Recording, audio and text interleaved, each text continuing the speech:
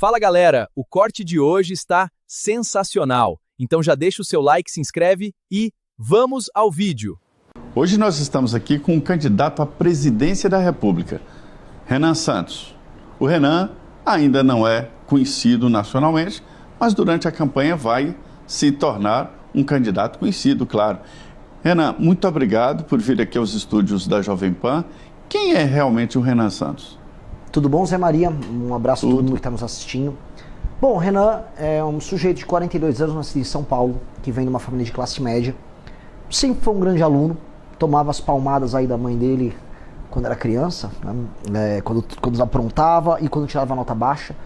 Fez faculdade de Direito na USP, largou, foi ser empresário. Que não é pouco, né? Direito na USP não é pra qualquer um. Mas também quando eu larguei para ser empresário, tomei muita bronca na minha mãe também. Então faz parte, tem o lado bom e o ruim do peso da instituição. Em que setor empresarial?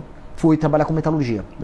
Metalurgia era na parte de tanto iluminação quanto porta-janelas de aço. Perfeito. Projetei produto, fui vendedor, trabalhei com RH, trabalhei com vendas, aprendi a lidar com o sindicato. Boa parte da minha formação humana mesmo, na prática, se deu ali.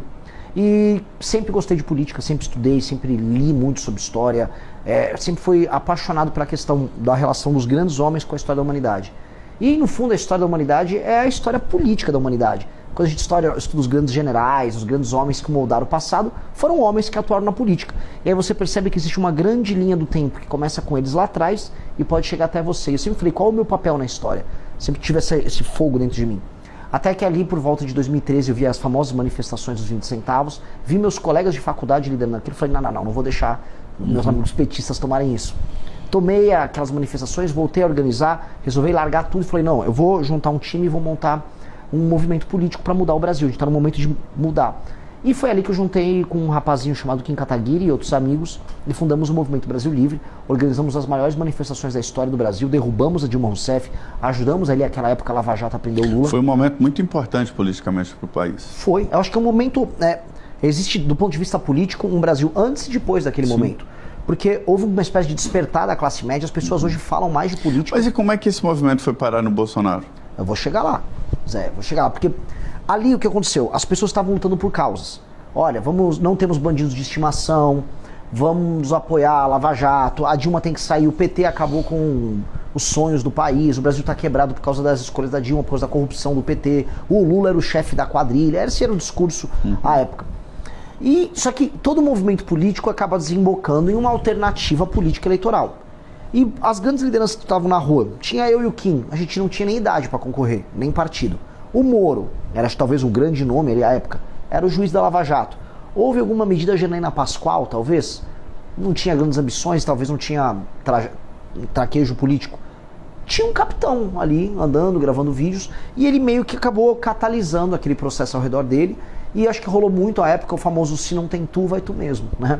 Como não tinha o Moro, não tinha outros nomes, foi o Bolsonaro se tornou o líder de maneira injusta do processo, e aí ele ganha as eleições de 2018. Ele não tinha preparo. Com a sua ajuda. Não, assim, não havia intenção minha em ajudá-lo. Eu, quando trabalhei naquela época, eu trabalhei realmente pelo impeachment da Dilma, trabalhei para apoiar a Lava Jato, eu queria ver a prisão do Lula, eu queria que rolassem as reformas que rolaram já no governo Temer. Eu apoiei muito, eu vou dar um exemplo, como eu e o Bolsonaro somos diferentes nisso. À época, no governo Temer, a gente apoiou a PEC do teto e a reforma trabalhista. O Bolsonaro nunca opinou sobre esses assuntos. Depois veio a reforma da Previdência e o Bolsonaro fez discurso contra, tanto ele quanto o Eduardo, que era filho dele.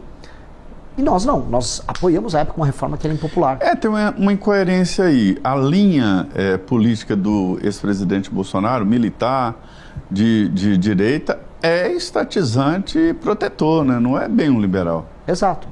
Então, por isso que houve um choque quando ele entra no poder, porque aquele Bolsonaro, que era um sindicalista dos militares, ele se torna um presidente que precisava fazer reformas liberais.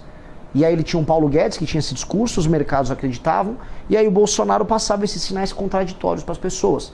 Então o problema do governo Bolsonaro é que eram muitos sinais contraditórios o tempo todo, e aí quem acaba ficando com os sinais contraditórios, em geral, é a pessoa que acaba vivendo um reflexo, uma espécie de um abuso.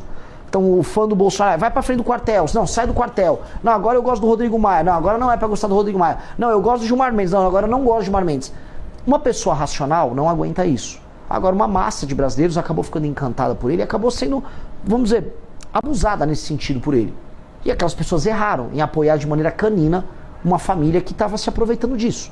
O Bolsonaro acabou perdendo as eleições, nós fizemos oposição ao Bolsonaro nesse processo, e todas as críticas que a gente fez, em especial, vamos dizer, ao gosto que o filho dele, Flávio, tinha pelo luxo, pelos grandes amigos, pelos vinhos, pelas casas, estava certo, né? Agora a gente está vendo o Flávio como candidato, tudo aquilo que a gente criticava naquela época, que destruíram a Operação Lava Jato para salvar o Flávio, a gente estava certo.